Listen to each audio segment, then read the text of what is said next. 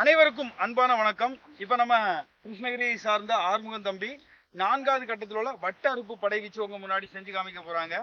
ரொம்ப அருமையான ஒரு வீச்சு, ரொம்ப எளிமையான ஒரு வீச்சு. எல்லாருமே பார்த்தாலே ஈஸியா நீங்க செஞ்சுக்கலாம். அந்த அளவுக்கு ஒரு அருமையான ஒரு வீச்சு முறை தான் பார்க்கலாம்.